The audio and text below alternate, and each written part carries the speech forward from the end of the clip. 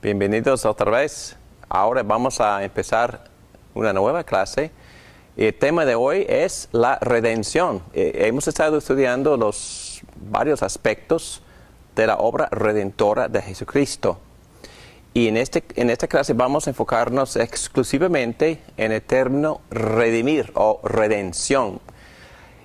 Como ya hemos dicho en varias ocasiones, hay varios ángulos para poder ver el Evangelio, porque el Evangelio es un diamante bastante lujoso, pero también complicado, sofisticado y tienen varios temas, varias metáforas la Biblia nos presenta para poder entender las riquezas que tenemos en Cristo Jesús y los beneficios de su redención. Vamos a darles las gracias. Padre, gracias. Crea en nuestro corazón una gratitud profunda. Danos el querer y el hacer por medio de la gracia de tu Evangelio para poder glorificarte con nuestras vidas en el nombre de Cristo, el Redentor. Amén. Muy bien. La palabra redimir, ¿qué significa? ¿Alguien sabe qué significa? ¿Cuál sería la definición de esta palabra? Bueno, la usaban cuando los esclavos eran comprados, eran redimidos. Pero hoy día, ¿cómo se usa? ¿Usamos esta palabra, redimir? Se usa cuando uno tiene un ahorro de los bonos del gobierno. Oh, bueno. Y también va y redime por el dinero. Wow. ¿Y estás familiarizado con casas de empeños? Sí. ¿Puedes explicarnos el sistema? Bueno, uno entrega una prenda y la deja ahí, le dan un dinero, después devuelve el dinero con intereses y con interés. Okay. Entonces, cuando uno va para recomprar, eso se llama redimir, ¿verdad? Redimir o comprar de nuevo. Muy bien, porque la palabra en sí significa comprar de nuevo. Interesante, ¿no? Entonces, vamos a ver que este tema también, con este énfasis, se puede aplicar a la gran redención, porque la palabra redención también significa que ser comprado. Interesante, ¿no? Rescatado, pero con un precio. Pero vamos a ver. Pero también implica otra cosa, porque mencionaste la palabra esclavitud, porque sí, en el Antiguo Testamento, pero también en el primer siglo, la palabra o este concepto de esclavitud ofrecía muchísimo significado al concepto de la redención. Y si es un esclavo, si estaba en esclavitud y alguien lo redime, entonces ahora está ¿dónde? Está libre. Está libre. Interesante. Porque todo el mundo quiere libertad, ¿verdad? Todo el mundo habla de libertad. Pero en nuestra sociedad, libertad significa sin reglas, ¿verdad? Sin límites, sin limitaciones, sin estructura, sin disciplina. Pero en verdad, bíblicamente hablando, hay dos errores en el mundo cristiano, no en el mundo, en el mundo cristiano. A veces cuando llegamos al Evangelio y en verdad experimentamos lo que se llama la conversión verdadera, la gente empieza a vivir en esclavitud, o es decir, en legalismo. Inventan reglas y se meten otra vez de una esclavitud. La Biblia rechaza ese concepto por completo. Hay capítulos completos del apóstol Pablo en especial donde él rechaza ese concepto. Pero también hay otro problema, otro tipo de esclavitud que se llama libertinaje. Legalismo, por un lado, libertinaje, es decir, bueno, ya estoy libre en Cristo, Cristo me liberó de la ley, de la condenación, de la culpa, y ya puedo vivir así como quiera. Mentira. Porque eso también implica muchos problemas y también es una violación por completo de lo que significa salvación o redención. Muy bien, vamos a ir un poco rápido porque ya hemos mencionado varios aspectos de este concepto. David. Sí, señor.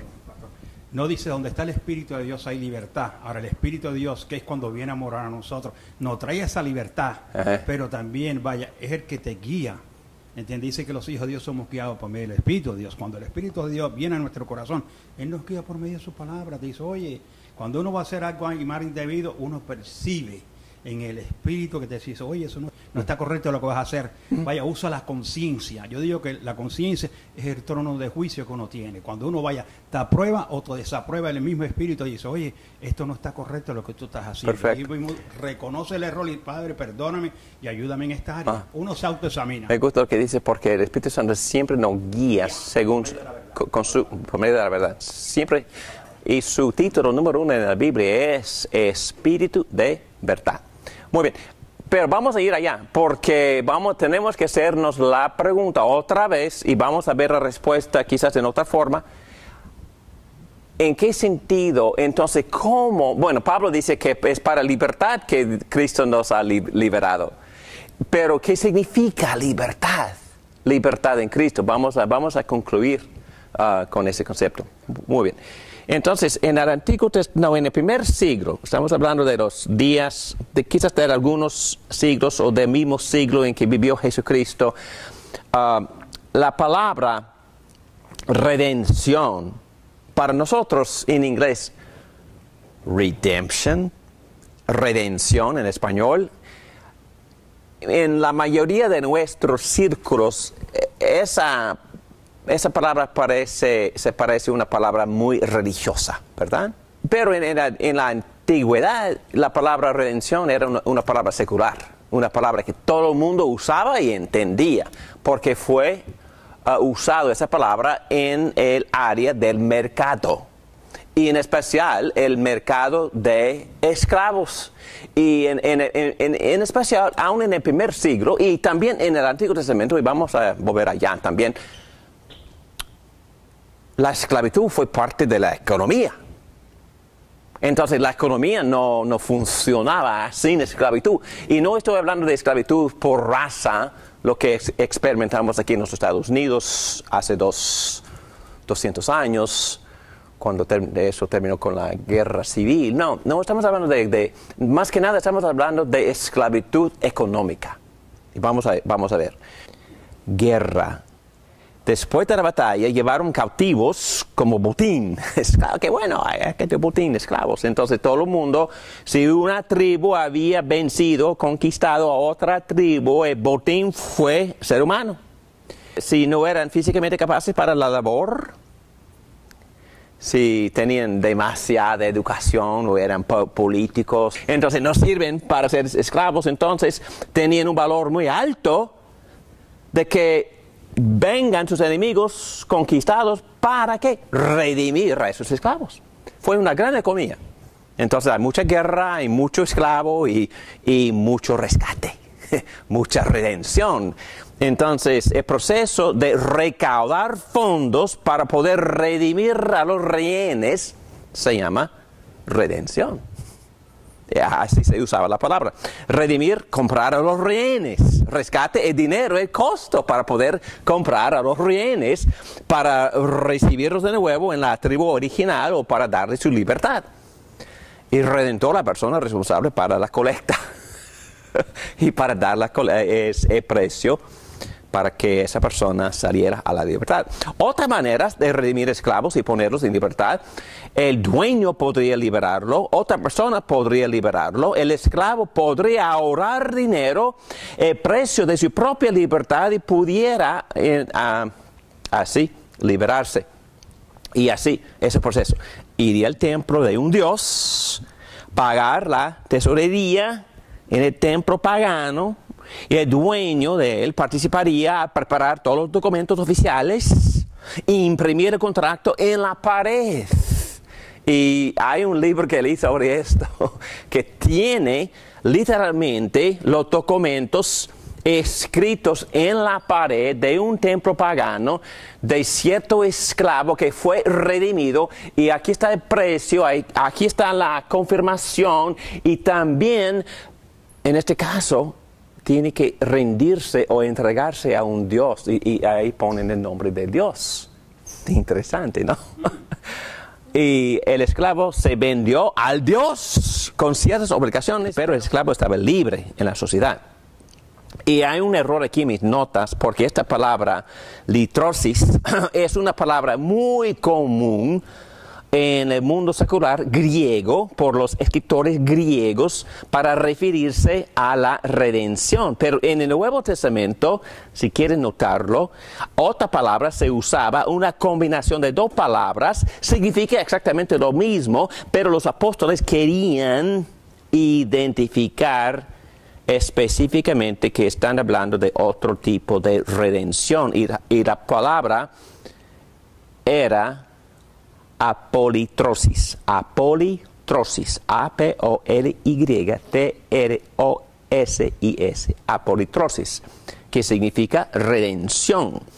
Y cuando el Nuevo Testamento llega a hablar de la redención de Cristo, por supuesto vamos a ver que hay ciertas cosas muy parecidas al concepto secular, pero también otras muy distintas.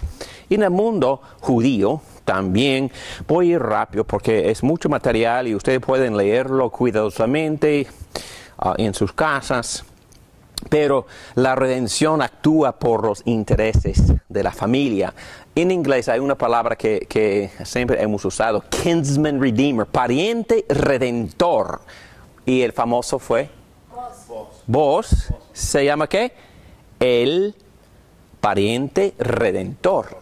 Entonces, ¿en qué sentido sirvió a Ruth como su redentor?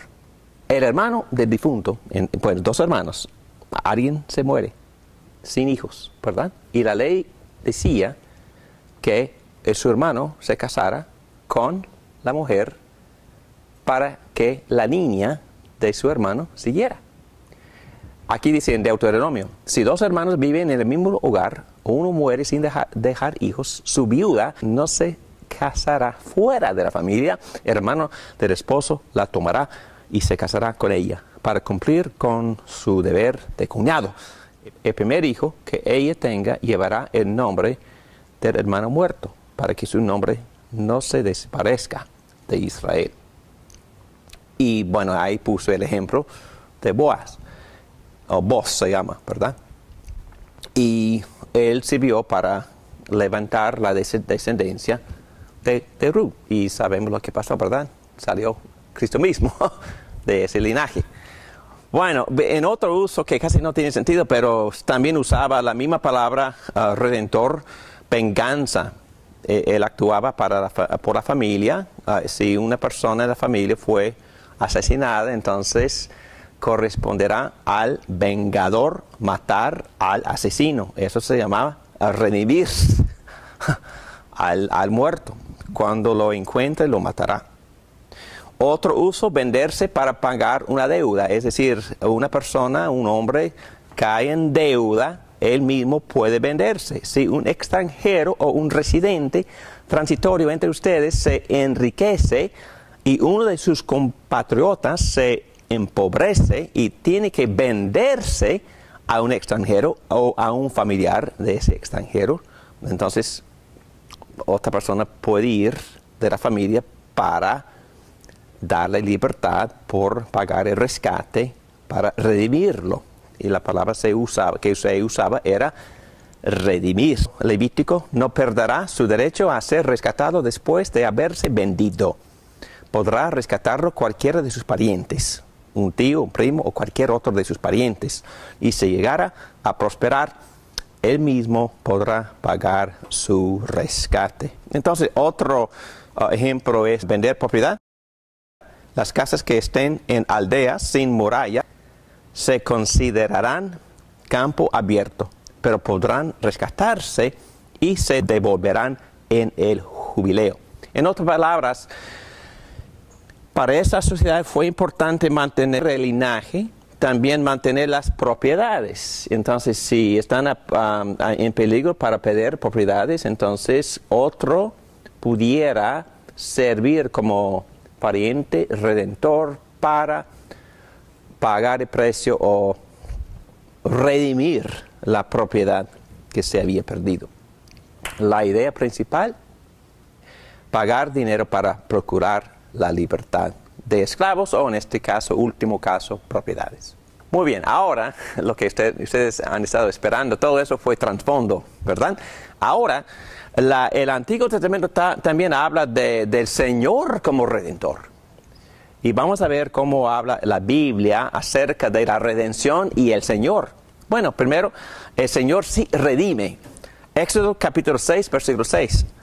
Así que ve y diles a los israelitas, yo soy el Señor, y voy a quitarles de encima la opresión de los egipcios. Voy a librarlos, o es decir, redimirlos de su esclavitud. Voy a liberarlos con gran despliegue de poder y con grandes actos de justicia. Ok, entonces en este caso, ¿qué es lo que Dios usa para redimir a su pueblo que había caído en esclavitud? ¿Qué dice el texto? Fuerza. Fuerza, poder de su brazo, ¿verdad? Y también Éxodo 15, 12, extendiste tu brazo derecho. Isaías 40, 15, a los ojos de Dios las naciones son como una gota de agua en un balde, como una brizna de polvo en una balanza. El Señor pesa las islas como si fueran polvo fino. Salmos 77, versículo 14. Tú eres el Dios que realiza maravillas, el que despliega su poder entre los pueblos. Con tu brazo poderoso redimiste a tu pueblo, a los descendientes de Jacob y de José. El Redentor es fuerte. Así dice el Señor Todopoderoso. Israel y Judá son pueblos oprimidos. Sus enemigos los tienen apresados. No los dejan en libertad. Pero su Redentor es fuerte. Su nombre es el Señor Todopoderoso. Con vigor defenderá su causa. Traerá la paz a la tierra. Pero a Babilonia el terror. Entonces, este es el gran concepto de todo el Antiguo Testamento. Que el Dios redime, pague el precio para poder redimir y extiende su brazo fuerte, ejerce muchísima energía y poder y manifiesta despliegues de prodigios y milagros, pero así redime a su pueblo de la esclavitud. En resumen, libertad a pagar el costo, redención o liberación a gran costo. A veces este costo es un gran sacrificio de parte del Redentor, un autosacrificio, liberación de la esclavitud y a veces de la sentencia de muerte, y todo esto se veía en el Antiguo Testamento. Pero vamos a ir al Nuevo Testamento, los esclavos del pecado. ¿Quién dijo eso? ¿Quién dijo que somos esclavos al pecado? ¿Quién dijo eso? El apóstol Pablo. Yo escuché Jesucristo. Capítulo 8 de Juan. Ciertamente les aseguro que todo el que peca es esclavo de pecado. Y no estamos hablando de cosas teológicas, estamos hablando de nuestra propia experiencia. ¿Cuántos de ustedes han tratado de quebrar un hábito malo y no hemos podido? O quizás por 2 semanas, o quizás por 2 meses. Pero repetimos hacer lo mismo. Esclavos. ¿Y quién de nosotros ha determinado a controlar el enojo, pero de repente, ¡pum!, te explota de nuevo? Esclavos. Y cuando vamos al mundo de la droga es peor todavía, porque ¿cuántos de nosotros conocemos a familias que han gastado todo para poder rescatar a un joven adicto y el joven sigue o se muere? Entonces son tragedias, pero esto también es una indicación más fuerte de la adicción, es nada más esclavitud. Pero todos hemos experimentado esclavitud en nuestro carácter. Pero Jesús responde, ahora bien, el esclavo no se queda para siempre. Oh, qué bueno. Pues son buenas noticias.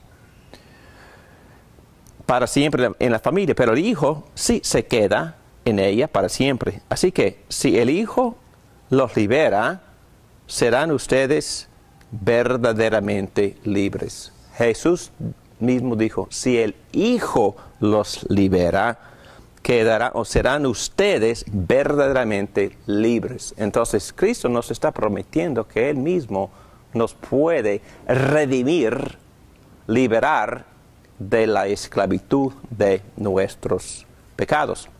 Bueno, en otras palabras, volviendo a la creación, no fuimos creados esclavos, fuimos creados hijos que pertenecen a Dios, y por eso nosotros podríamos decirle a Dios en el jardín, somos suyos. Y muchos textos de los Salmos también se dirigen a esta verdad que pertenecemos a nuestro Creador. Pero nuestro Creador nos perdió, como si hubiera perdido su propiedad. ¿Cómo nos perdió? A través del pecado de Adán, y todos pecamos. Exacto. Pero este mismo Dios que se llama Redentor determinó redimirnos. Es decir, comprarnos de nuevo y hacernos de nuevo suyos, así como somos. Jesús se dirigió entonces a los judíos que se habían creído en Él y les dijo, si mantienen fieles a mis enseñanzas, serán realmente mis discípulos y conocerán la verdad, y la verdad los hará libres. Entonces, para poder vivir libres, tenemos que permanecer en la palabra de Jesucristo. Pastor Morán, una pregunta. Cuando Adán peca, ¿verdad? Él era imagen de Dios en la tierra, ¿verdad? Claro. Él perdió esa imagen, por eso es que Cristo no no la perdió. Fue distorsionada la imagen, fue dañada mucho, pero no perdida. Cuando Cristo nos redime, por esa redención, que, bueno, vamos a llegar allá, que hace muchas cosas, pero entre varias cosas también nos libera de la esclavitud y de inmediato empieza a renovarnos de nuevo hacia esa imagen perfecta de Jesucristo. No perdimos la imagen. Sufría muchas manchas y defectos y dejó de ejercer lo que Dios quería que la imagen manifestaba: justicia y santidad. Heredamos su culpa, pero también heredamos su naturaleza contaminada, pecaminosa. Heredamos esa imagen dañada. Porque vaya, cuando uno mira lo que Caín, que mató a su hermano Abel, uno ve una naturaleza ahí destructora. Totalmente. Completa. Entonces, eso fue una indicación muy grande de la necesidad de un redentor, la necesidad de un rescate, de una salvación, de una restauración que viniera de afuera y no del hombre mismo, porque también quedó con inhabilidad de ayudarse. Pero al mismo tiempo que vemos en Caín esa caída, también vemos en Abel parte de la imagen de Dios que no cayó del todo. Bueno, que Dios estaba restaurando. Ya empezó esa obra. Vale. En Abel, claro que sí. Abel, sí. Y el libro de Hebreos nos dice por qué. Por fe. Por fe, exacto. Dios aceptó su sacrificio por fe. Entonces él ejerció la fe verdadera en su Señor. Y por eso él estaba experimentando ya la restauración de esa imagen dañada.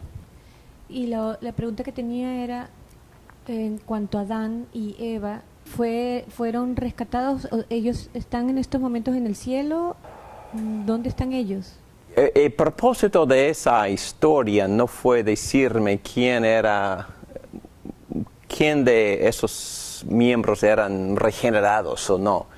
Pero, por la misericordia de Dios, no solo sufrieron las consecuencias, y las consecuencias son numeradas en capítulo 3, y son muy extensivas, y tocan todas las áreas de sus propias vidas, su relación con Dios, su propia psicología, y esas consecuencias tocaban sus relaciones entre sí y también su relación con la tierra y la tierra misma. ¿Ok? Pero lo bello y lo misericordioso es que de inmediato Dios empezó con la promesa de pacto de gracia. En capítulo 3, versículo 15. ¿Verdad? Tú sabes lo que es la promesa. ¿Qué es lo que Dios le prometió a la simiente de Eva? Que aplastaría la cabeza. ¿De quién? De Satanás. Sí, entonces prometió de inmediato reconstruir lo que el pecado había destruido. O lo que, mejor dicho, la muerte había entrado en el jardín. Y la muerte significa separación. Habían experimentado separación de Dios, separación de sí mismos, separación de la tierra y separación también cuando ellos murieron físicamente, separación del alma del cuerpo. Y si alguien muera en esa condición sin conocer al Redentor, se separa continuamente, eso se llama infierno. Ok, entonces lo que Dios hizo una promesa, Él prometió traer vida por medio del pacto. Okay. Claro que sí. Claro. Bueno, es que no se dice, pero la implicación es que ellos recibieron la promesa del pacto, la promesa de la restauración. Y es obvio que uno de sus hijos también aceptó no solo las condiciones, pero también las bendiciones de esa promesa, de salvación, digo. Y después Set también. Set también empezó a llamar al nombre del Señor, definitivamente. Entonces, el mismo libro enseña que desde el principio, con la caída, empezaron a crecer dos líneas. Una que llamaba al Señor y otra que no. Con la de Caín.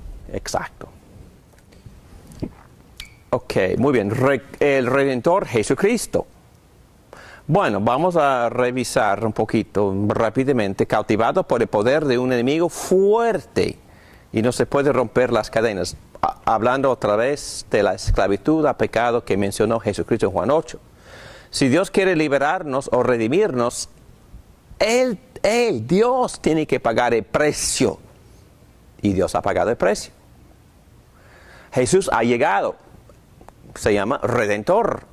¿Y qué es un Redentor? El que paga el precio para rescatar, redimir, liberar a los rehenes, los esclavos.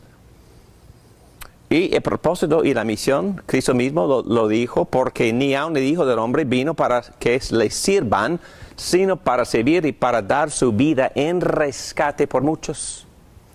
Pagó rescate, término, dinero pagado para liberar a los prisioneros de guerra o de esclavitud. Nosotros estuvimos en las garras del mal y no pudimos liberarnos. El pago fue hecho y el resultado es que ya somos liberados. Romanos 6:14. Así, el pecado no tendrá dominio sobre ustedes porque ya no están bajo la ley, sino bajo la gracia. Entonces, llevó la maldición redentor. Esto se ve como Dios pagando el precio de la redención. Entonces, cambiando la metáfora un poquito, Cristo nos rescató, también usa la misma palabra, el mismo concepto, pero en este caso nos rescató de la maldición de la ley. Pero ¿cómo lo hizo? Su propia maldición, ¿verdad? Él nos rescató de la maldición de la ley al hacerse maldición por nosotros. Pues está escrito, maldito todo el que es colgado de un madero. Eso se enseña en Deuteronomio capítulo 21, versículo 23. Y por supuesto es una profecía de Cristo mismo. Entonces, ¿cuál es en general en el Nuevo Testamento, cuál es el pago para poder redimirnos? Muerte. Y es interesante que siempre tomando el término del Antiguo Testamento, en varios textos los apóstoles enseñan que el pago es la sangre. La sangre. ¿Y por qué la sangre? ¿Qué significa derramar sangre? Vida. Sí, vida. Entonces Él deja su vida, Él deja de vivir, se entrega a la muerte. En otras palabras, derramando sangre es entregar la vida, es morir. Entonces, el pago fue la muerte de Jesucristo. Dice así en Romanos 3, 24, pero por su gracia son justificados gratuitamente mediante la redención que Cristo Jesús efectuó. Efesios 1, 7 dice, en Él, en Cristo, tenemos la redención. ¿Y qué significa redención? Ser libres. Ok, pero en términos económicos, pagar o repagar, pagar de nuevo. Es decir, pagar para que la persona saliera de la deuda o de la esclavitud. Y aquí dice que el pago fue, tenemos la redención mediante su sangre, el perdón de nuestros pecados, conforme a las riquezas de su gracia. También dice Hebreos 9:12, Cristo entró una sola vez y para siempre en el lugar santísimo. No lo hizo con sangre de machos cabríos y becerros, sino con su propia sangre, logrando así un rescate eterno con su sangre. Y obviamente la redención no es barata. Cristo sufrió mucho. Y hay textos que hablan de su sufrimiento, pero yo termino con Hechos 20, 28. Tengan cuidado de sí mismos y de todo el rebaño sobre el cual el Espíritu Santo los ha puesto como obispos para pastorear la iglesia de Dios que Él adquirió con su propia sangre.